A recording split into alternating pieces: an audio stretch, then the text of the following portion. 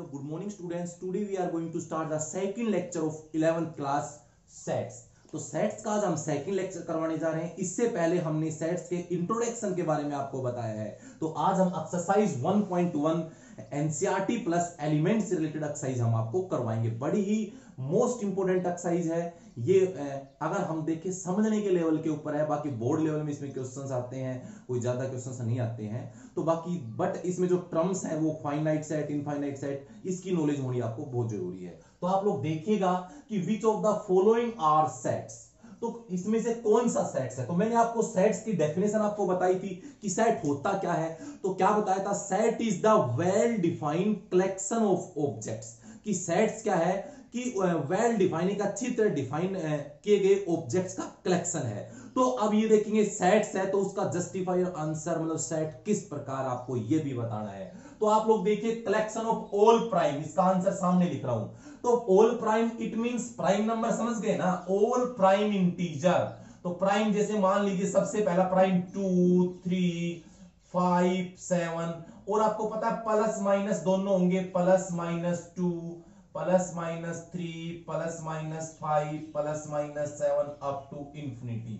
तो हमें इस चीज को हम अच्छी तरह डिफाइन कर पा रहे हैं ना। हमें विदाउट एजिटेशन हम बता रहे हैं कि ये है कि ये कलेक्शन में बिलोंग करता है और इसका सेट ये होगा। तो क्या लिखोगे, दिस इज ए सेट। क्यों है, बिकॉज क्यों सेट है बताओ आपका reason, because the collection is well defined, because the collection is well defined. समझ गए। ये हमारा क्वेश्चन कौन सा था, ये फर्स्ट क्वेश्चन था, आपको अच्छी तरह समझ में आया होगा। उसके बाद collection of good hockey players in India. देखो ये हमारे पास क्या है कि good hockey player in India. मैंने आपको लिखाए थे कुछ एक वर्ड कि good I, best I, intelligent I, beautiful I, handsome I, rich I, poor I. इस टाइप के जो भी वर्ड्स आते हैं वो कभी सेट्स नहीं होते, क्योंकि उनकी कोई एग्जैक्ट डेफिनेशन नहीं होती है। तो क्या लिखोगे, this is not a set, this is not a set, because reason क्या दोगे, because the collection is not well defined, because the collection is not well defined, क्योंकि जो कलेक्शन है वो वेल डिफाइंड नहीं है। तो आपको अच्छी तरह समझ में आया होगा सेकंड क्वेश्चन। उसी प्रकार the collection of rich person, rich आ गया, वो अभी बताया था ना, गुड आ जाए, रिच आ जाए, पुअर आ जाए। तो क्या लिखोगे, सेम स्टेटमेंट यहां लिखनी है, सारी की सारी सेम स्टेटमेंट। क्या, this is not a set because the collection is not well defined. उसके बाद देखो the collection of novels written by Munshi Premchand. अब बताओ मुंशी प्रेमचंद ने, मैंने यहां एक एग्जांपल पहले भी दिया था कि मुंशी प्रेमचंद ने जो नॉवेल्स लिखे उनका एक कलेक्शन है, अच्छी तरह डिफाइन है। आपको पता है कि उसने कितनी नॉवेल्स लिखी हैं, तो नॉवेल्स हैं क्या, तो ये सब आपको पता है। तो इसका मींस क्या है, क्या लिखोगे, ये स्टेटमेंट लिख देना यहां पे, ये वाली सेम, कि this is a set because the collection is well defined. उसके बाद आप देखो the collection of all natural number less then thousands. It means less than 1000 natural number क्या होंगे, 1, 2, 3 डॉट डॉट अप टू 1000 तक होंगे कि नहीं होंगे। लेस देन 1000 तो 999 तक होगा। समझ गए ना। तो ये क्या है, अपन इसको डिफाइन कर पा रहे हैं ना। तो आप क्या लिखोगे कि ये वाली लैंग्वेज यहां पे लिख दोगे कि this is a set because the collection is well defined. उसके बाद आप देखो the collection of all odd integer. Odd integers आपको पता है इवन भी होते हैं और नेगेटिव और पॉजिटिव दोनों होंगे। तो plus minus 1, plus minus 3, plus minus 5 so on up to infinity होगा। तो ये भी क्या है, सेम लिखोगे, क्या कि this is a set because the collection is well defined. देखो इन दोनों में हम डिफाइन नहीं कर पा रहे, तो इसमें ये लिख दिया, नहीं हो तो इस सब में ये लैंग्वेज लिखनी है, हो तो सब में ये लैंग्वेज लिख के आनी है। तो आपको फर्स्ट क्वेश्चन आसानी से समझ में आ गया होगा, बड़ा ही आसान हुआ, इजी क्वेश्चन था। उसके बाद देखो right the following set in set builder form. अब आपकी सेट बिल्डर फॉर्म होती क्या है, आपको बताया था कि जब भी हम लोग कोई भी हमारे पास रोस्टर फॉर्म आए उसके अंदर हम एक स्पेसिफिक प्रॉपर्टी अप्लाई करें जो सभी एलिमेंट्स को क्या करे, सेटिस्फाई करे, तो वो क्या होता है, सेट बिल्डर फॉर्म होती है। समझ गए ना। और वहां से ईच एलिमेंट्स उस प्रॉपर्टी को सेटिस्फाई करनी चाहिए, तो वही प्रॉपर्टी हम लगाएंगे। समझ गए। और लिखते कैसे मैंने बताया था, कोई भी प्रॉपर्टी लिखते हो एक्स सच दैट, यहां पर उनमें क्या रिलेशन है, पी एक्स प्रॉपर्टी हम लिखते हैं। तो आप लोग देखिएगा यहां से, तो हम लोग देखें कि सबसे पहले ए है क्या, ए के अंदर हम क्या लिखेंगे, 2 4 6 8, क्या है ये, यहां तो लिखना है हमेशा एक्स। मैं आंसर फर्स्ट का लिख रहा हूं, आंसर है फर्स्ट का इसके अंदर, तो फर्स्ट का आंसर लिख रहा हूं एक्स सच दैट क्या है, x is equal to 2n, multiple of 2 है, या फिर लिख सकते हो x is even, positive even number. देखो लैंग्वेज आप अपनी तरीके से बना सकते हो, तो 2n but n belongs to क्या लिखोगे, नेचुरल, तो ये हमारा एग्जैक्ट ठीक है। या इसको आप ऐसे भी लिख सकते हो, a is equal to x such that x क्या होगा, x is positive even number, positive even number, ये भी आप लिख सकते हो। तो इसके दोनों ही आंसर हो सकते हैं, या तो आप एक ये लिखे आओ या फिर ये एक लिखे आना, कोई भी एक आंसर, दोनों। सेकंड क्वेश्चन, यहां से आपको पता है 6 10 14 18 है, 6 को लिख दू 4 इंटू 1 प्लस 2, 10 को लिख दू 4 इंटू 2 प्लस 2, 14 को लिख दू 4 इंटू 3 प्लस 2, 18 को लिख दू 4 इंटू 4 प्लस 2। आप क्या पैटर्न ऑब्जर्व कर रहे हो, यहां तो नंबर सेम है, यहां भी सेम है, सिर्फ ये चेंजमेंट हुआ सब कुछ। यहां अगर हम लिखें b equal to x such that, ये पता है x इक्वल टू 4 प्लस 2 तो लिखना है, समझ गए, क्योंकि सेम है। आपको पता है ये 1 2 3 4 चार वे से लिख सकते हैं, या तो बोल दो नेचुरल नंबर लेस देन 5, या बोल दो natural greater than equal to 1 less than 4। तो आप ये लिख सकते हो n, तो यहां पर लिख दो n बिलोंग्स टू नेचुरल और n greater than equal to 1 less than equal to 4, ये भी आपका सही है। या फिर आपको ये भी लिख सकते हो कि x इक्वल टू क्या, 4n प्लस 2, कि क्या लिख दोगे कि n इज इक्वल टू 1 2 3 4। या आप ये भी लिख सकते हो x such that x equal to 4n plus 2, n is natural number less than 5, समझ गए, नेचुरल नंबर लेस देन 5, ये भी आपका एग्जैक्ट है। या फिर आप और भी लिख सकते हो कि 4n प्लस 2 और n क्या लोगे, n is natural number less than 5, या फिर n greater than equal to 1 less than equal to 4, और n। देखो उसके बाद ये जो क्वेश्चन है हमारे पास, इसका जो सेकंड का थर्ड पार्ट है, किसमें सेट बिल्डर फॉर्म में बनाना, मैंने ऊपर लिख दिया यहां से। तो देखो आप लोग क्या करोगे, मान लीजिए मेरे पास ये मान लीजिए C है, ये मान लीजिए D है, और ये मान लीजिए E है।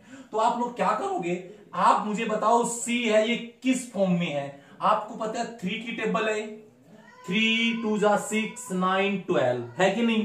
तो हम इसको सिंपली क्या लिखेंगे, x such that x equal to 3m भी लिख सकते हो, या 3n लिख सकते हो, मल्टीपल ऑफ 3, और m की वैल्यू क्या आएगी, होल नंबर है, क्योंकि होल नंबर अगर आपको पता है m अगर 0 लेते हो तो 3 इंटू 0 0 आएगा, 1 लेते हो 3 इंटू 1 3 आएगा, m2 लेते हो तो 3 इंटू 2 क्या आएगा, 6 आएगा, m3 लेते हो 3 इंटू 3 9 आएगा। इस टाइप से हम सोल्व करेंगे। उसके बाद ये आंसर थर्ड का था, एक एक लाइन का आंसर है इनका। ये आंसर नंबर फोर्थ पार्ट का, फोर्थ पार्ट में आप ऑब्जर्व करिए क्या है। फोर्थ पार्ट में अगर हम लोग देखें कि d इज इक्वल टू, आपको पता है ये 1/4 को लिख सकता हूं मैं 1/2 का स्क्वायर, 1/8 को लिख सकता हूं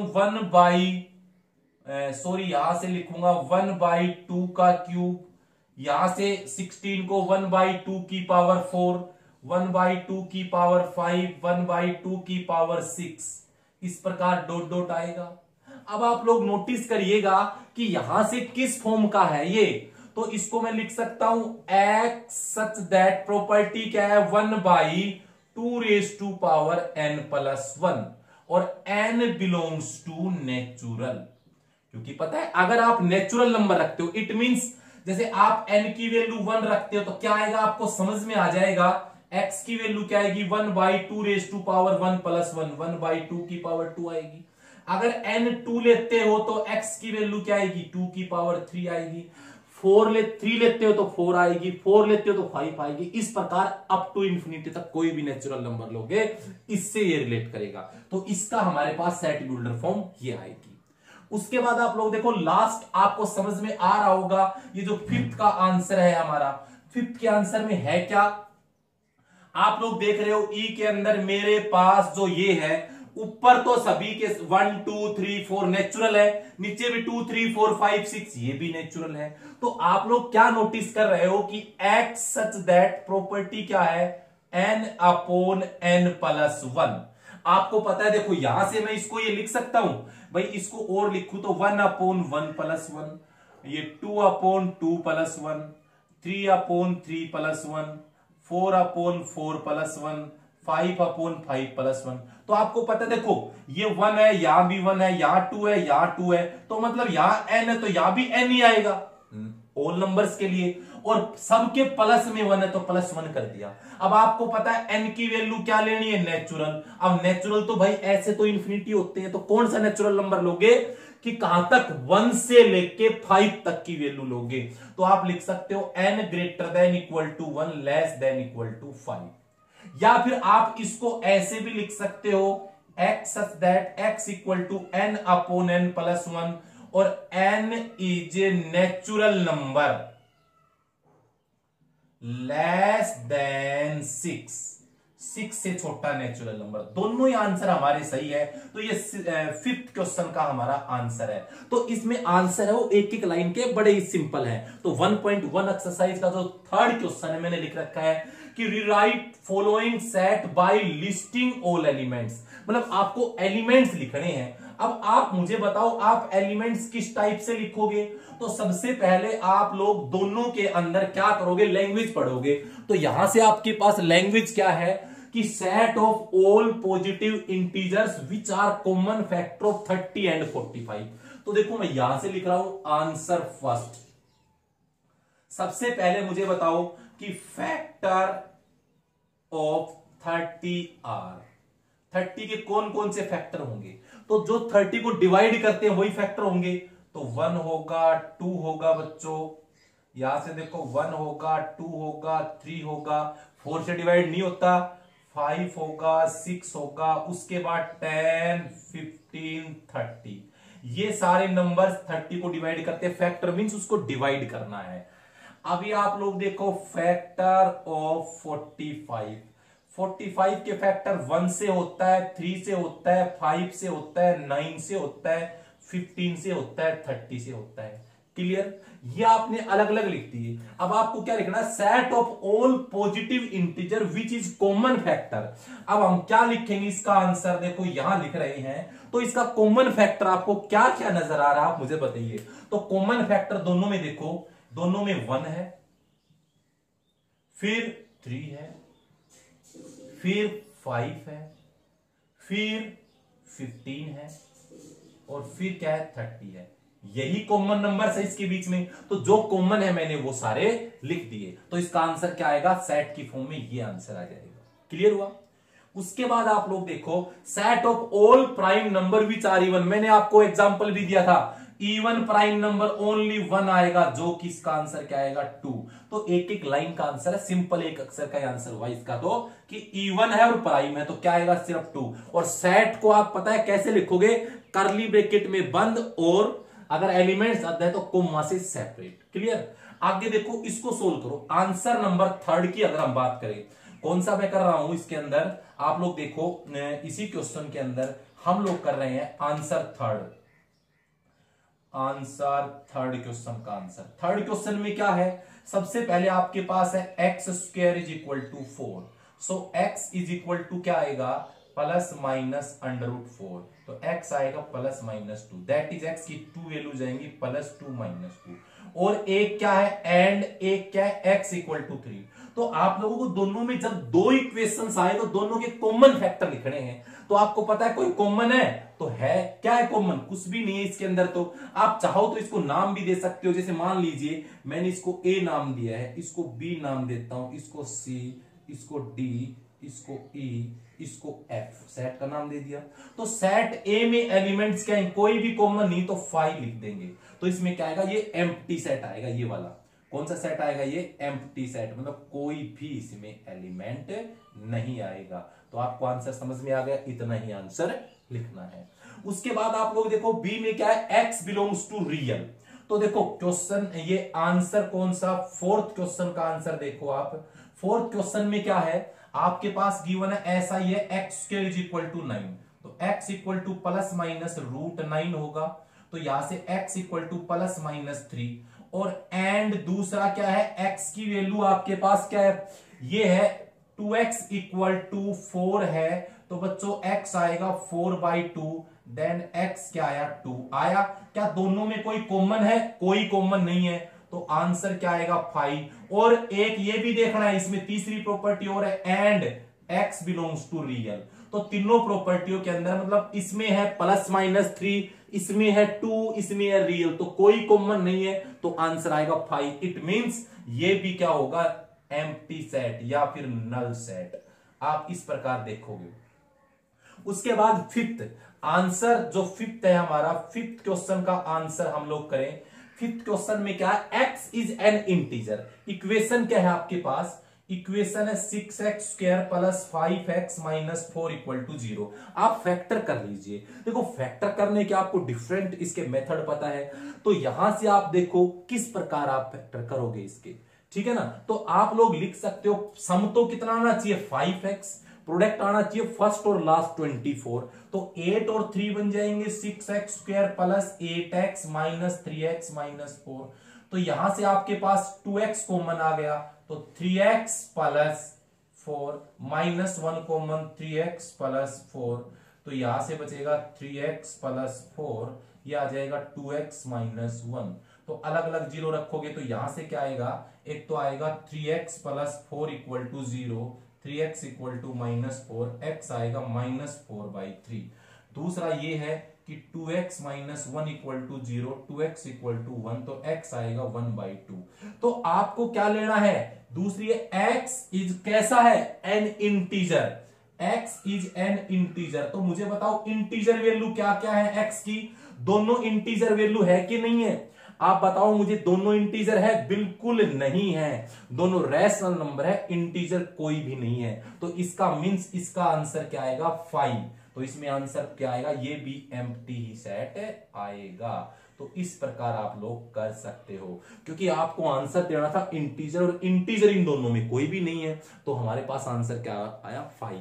क्योंकि दोनों कंडीशन सेटिस्फाई होनी चाहिए, ये भी होनी चाहिए और ये भी होनी चाहिए, तब जाके हम आंसर लिखेंगे।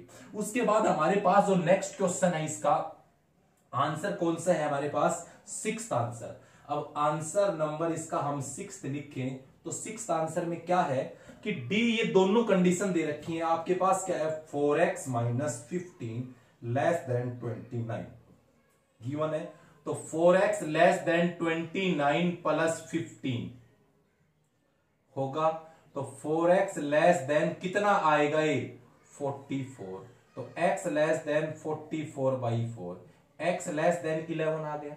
एंड कंडीशन किसके साथ है, दूसरी नेचुरल नंबर है। तो आप मुझे बताओ यहां से d के अंदर क्या क्या आएगा, मींस x की वैल्यूज क्या क्या आएंगी। तो आप लोग देख रहे हो x की वैल्यू क्या क्या आएंगी, नेचुरल नंबर 11 से छोटा, तो क्या आएगा 1 2 3 4 5 6 7 8 9 10।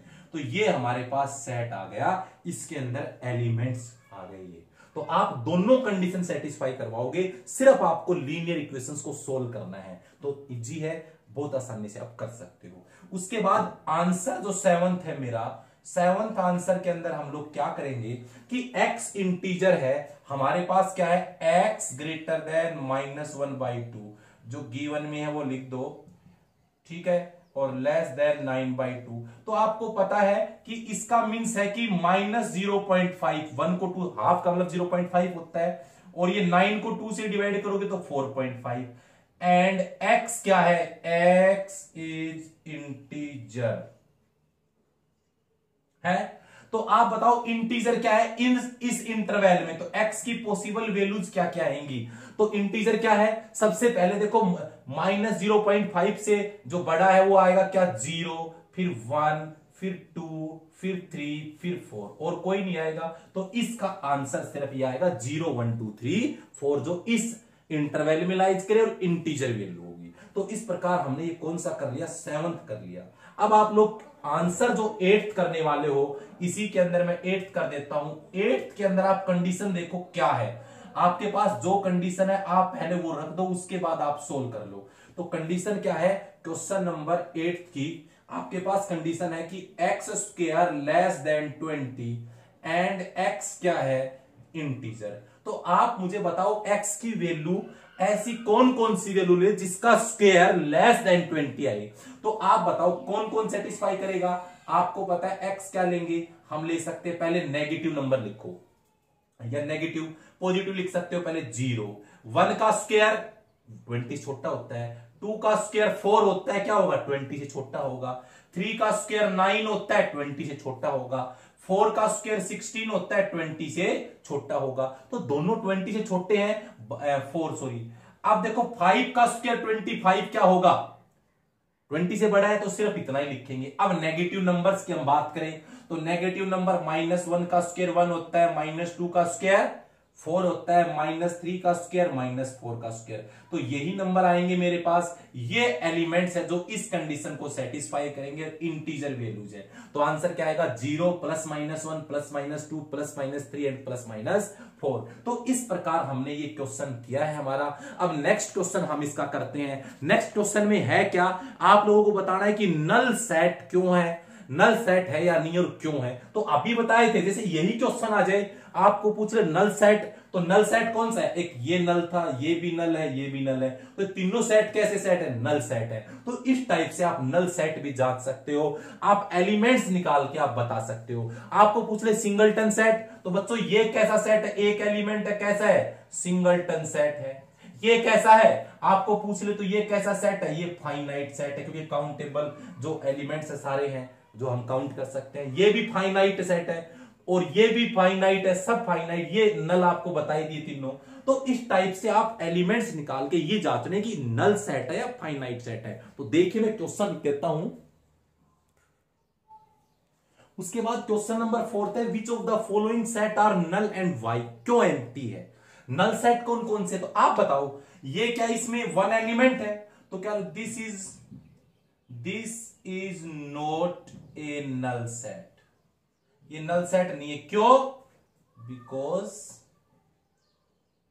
It has only 1 element.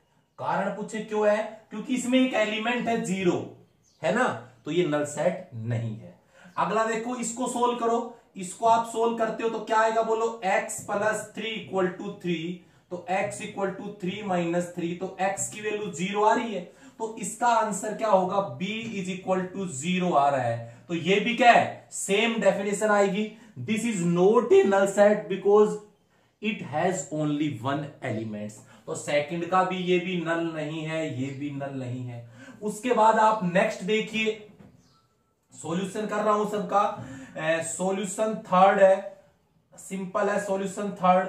Solution third में क्या है, x² - 1 = 0, x² = 1, तो x = +-1, तो x की 2 वैल्यू आ रही है, एक 1 एक -1, तो कैसा सेट है, this is not a null set because it has 2 elements. कितने एलिमेंट्स है इसमें, 2 एलिमेंट्स है, समझ गए। तो ध्यान रखिए, इट हैव 2 एलिमेंट्स या हैज 2 एलिमेंट्स, क्लियर। तो आप इजीली थर्ड कर सकते हो। आप फोर्थ हम लोग देखिए, फोर्थ के अंदर आप इजीली कर सकते हो, यहां से इसको सोल्व करोगे तो y² = 2, तो y आएगा +-√2, तो ये भी कैसा सेट है, कैसा सेट है ये इसमें 2 एलिमेंट है, this is not a null set because it has 2 elements. तो इसमें से पहले 4 कोई भी नल सेट नहीं है, क्योंकि किसी भी सेट में ऐसा कोई भी नहीं है जो एलिमेंट नहीं रखता हो।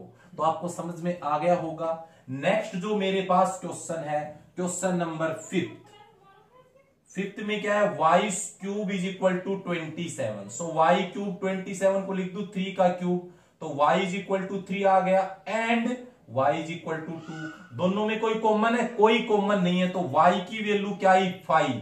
तो क्या करोगे, क्या लिखोगे, this is null set, this is null set because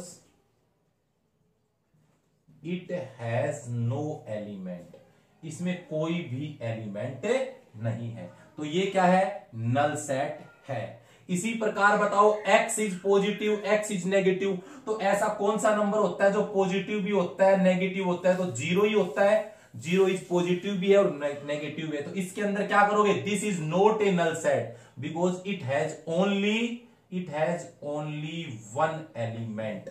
इस टाइप से आप अटेम्प्ट कर सकते हो, इसमें भी 0 था, इसमें भी 0 था, तो रीजन सबका एक सा होना है। तो यहां से ये 6th क्वेश्चन था। तो हमने सिंपली सिर्फ क्वेश्चन में आपको ये देखना है, पहले तो उसको किस फॉर्म में बनाना है, रोस्टर फॉर्म में, रोस्टर के बाद आपको जो सेट लगे वो आप लिख सकते हो। अगला सेट देखो, ये फाइनाइट और इनफाइनाइट सेट। तो फाइनाइट सेट क्या होते हैं, जिसके अंदर नंबर ऑफ एलिमेंट्स काउंटेबल हो उसको फाइनाइट बोलेंगे, अनकाउंटेबल हो इनफाइनाइट बोलेंगे। अब बताओ ये कैसा सेट है, ये फाइनाइट सेट है बिकॉज द नंबर ऑफ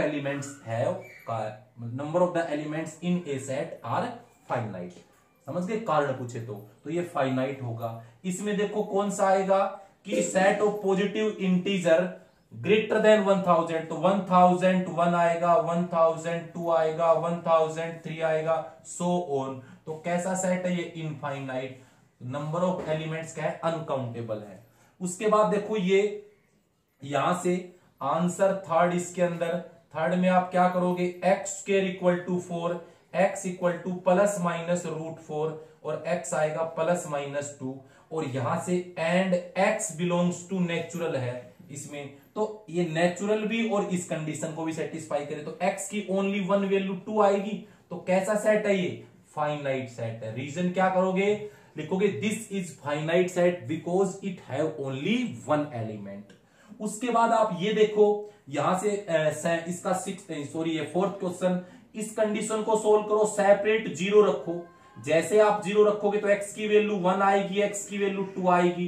तो यहां से नेचुरल नंबर, तो इस सेट में x दो नेचुरल है दोनों के दोनों, तो 2 एलिमेंट्स आएंगे, तो दोनों एलिमेंट्स क्या है, फाइनाइट है। तो ये कैसा सेट हुआ, फाइनाइट सेट हुआ because they have only 2 elements, there elements are countable. तो इस प्रकार आप इजीली क्वेश्चंस को सेट रोस्टर फॉर्म में बना के कर सकते हो कि फाइनाइट है या इनफाइनाइट। तो अब इसका नेक्स्ट क्वेश्चन आप लोग देखिए। उसके बाद नेक्स्ट क्वेश्चन नंबर 6 है, which of the following state whether A is equal to B और नॉट, इक्वल सेट है या नहीं। इक्वल सेट का इट मींस जो ए के सारे एलिमेंट्स बी में होने चाहिए, बी के सारे एलिमेंट्स ए में। देखो यहां से यहां पर है 4 है, 8 है, यहां पर और कुछ है 16 है, बट दोनों डिफरेंट है कि नहीं। तो A not equal to B, A equal, इसका आंसर आएगा A is not equal to B because all the element of A does not contain in B. समझ गए ना, लिख दोगे this A not equal to B, कारण पूछ ले बिकॉज क्या, all element of A does not belongs to B। समझ गए, ये हमारा फर्स्ट आंसर है। उसके बाद देखो A में क्या है, 2 4 6 8 10। देखो सबसे पहले रोस्टर फॉर्म में है, बिल्कुल राइट है। यहां आप लोग देखो सबसे पहले इसका सेकंड का आंसर A में लिखो क्या है, 2 4 6 8 10। अब B में देखो, B में रूल क्या है कि पॉजिटिव इवन नंबर 10 से छोटे, तो इवन नंबर सबसे पहले पॉजिटिव इवन नंबर 2 होता है, फिर 4, फिर 6, फिर 8, फिर 10। क्योंकि 10 इंक्लूड है, इक्वल टू का साइन है, तो क्या करोगे, a is equal to B. Reason क्या बोलोगे, because all the element of A contain in B, या a belongs to in B and all the element of B belongs to in A। ये आप लिख देना। ये देखो आप लोग देखो आंसर थर्ड जो इसका है, थर्ड के अंदर हम आंसर करें, बोलो क्या रिलेशन है, mode of x less than 2 और x बिलोंग्स टू इंटीजर। बोलो क्या क्या वैल्यू ले, तो मोड का मतलब देखो यहां से अगर x की वैल्यू अपन 0 लेते हैं तो ये भी सही है, अगर 1 लेते हैं तो भी छोटा है, -1 लेते हैं तो भी छोटा है, इसके अलावा और कुछ नहीं आएगा। क्योंकि पता है अगर आप -2 लेते हो तो मोड के अंदर -2 का मतलब +2 ही होता है क्या, 2 से छोटा होता है, बिल्कुल गलत है। तो सिर्फ 3 वैल्यू आएंगी, ए में क्या क्या -1 0 1 और बी में भाई क्या है आप देख रहे हो 2 ही है, -1 +1। तो इसका मतलब क्या है, A not equal to B. Reason क्या दोगे, ऊपर लिख दिया, because all the element of A does not contain in B. तो इस टाइप से हमने इसके जो 3 क्वेश्चंस है उनका सॉल्यूशन करवाया हमने 6th के अंदर। तो अब आगे देखिए इसके बाद जो क्वेश्चन है नेक्स्ट हमारे पास है, ये क्वेश्चन है, इसमें बताना है which of the following sets are equal. तो इक्वल का मतलब सभी एलिमेंट, देखो इसमें ए बी सी है, इसमें देखो ए बी सी है, रिपीटेड एलिमेंट हो कोई फर्क नहीं पड़ता, इसमें देखो ए बी सी है, राइट है, इसमें ए बी सी है, देखो एक्स्ट्रा देखो रिपीट हो रहे हैं वही एलिमेंट, तो कोई दिक्कत नहीं है। तो यहां से सारे इक्वल है, A equal to B equal to C equal to D. तो क्या लिखोगे, A B C and D are equal set, are equal set, समझ गए। उसके बाद लास्ट क्वेश्चन है 7th का, यहां से देखो इसमें 1 2 3, आप जिसको जो सोल्ड नहीं है उसको सोल्व करो, बी को सोल्व करो, इसको बोलो x² - 2x + 1 0, ये x - 1 का होल स्क्वायर हो जाएगा, तो x - 1 0, तो x की 2 वैल्यू आ गई 1 1। तो आपके पास पता है a में तो पता है, b में क्या आ गया 1 1, सेम एलिमेंट आ रहा है, समझ गए। c में क्या है, ये भी क्या है 3 2 1। तो अब d का नहीं पता। अब देखो क्यूबिक इक्वेशन है, आप लोगों ने क्यूबिक इक्वेशंस के सॉल्यूशन करे हैं, कैसे करे हैं कि आप रख रख के देखते हो। सबसे पहले x की वैल्यू 1 रख के देखो, पहले 0 रखते हैं तो 0 पर तो -6 आएगा, सेटिस्फाई नहीं करेगा, 1 रखो, 1 का क्यूब 6 × 1 का स्क्वायर 11 × 1 -6, 1 - 6 - 11 - 6 0 आ रहा है। तो यहां से x 1 तो हो गया, d में एक रूट तो 1 आ गया, बट अदर कैसे निकालोगे, तो यहां से x = 1 1 रूट है, तो x - 1 इधर ले आओगे, फैक्टर हो जाएगा। अदर क्यूबिक इक्वेशंस के रूट आप लोगों ने निकालने सीखे होंगे 10th में भी और 9th में भी। तो यहां से पहले किससे डिवाइड होगा, x² से, तो x³ - x², साइन चेंज करते हैं, -5x² + 11x - 6, फिर -5x से जाएगा तो -5x² + 5x, साइन चेंज कर दो, कैंसिल हो गया, 6x - 6, अब +6 से जाएगा तो 6x - 6, साइन चेंज कर दो, तो आंसर 0 आ गया। तो आप लोग देखोगे इसके फैक्टर क्या बनेंगे, जो ऊपर आया हमारे पास, इसमें क्या है कि सम तो -5 प्रोडक्ट 6, तो क्या बनेंगे -3x - 2x। यहां से आप लोग देखो x - 3 -2 को मना रहा है तो x - 3, तो क्या आ गया, x - 3 को मन तो x - 2, सेपरेट 0 रखोगे तो x - 2 = 0, x की वैल्यू 2, x - 3 = 0, x की वैल्यू 3। तो एक रूट तो आ गया था, एक 2 और 3 और आ गया, तो इस क्यूबिक इक्वेशंस के 1 2 3 रूट हो गए। देखो कौन कौन से इक्वल है, a c and d are equal, यही इक्वल आएंगे, और इसमें कोई भी इक्वल नहीं, इसमें 2 है तो ये और ये तीनों इक्वल है। तो इस प्रकार इस क्वेश्चन के साथ हमने एक्सरसाइज 1.1 कंप्लीट कर ली है। अब नेक्स्ट वीडियो में हम आपके लिए लेके आएंगे एक्सरसाइज 1.2। तो thank you, have a nice day student, thank you student.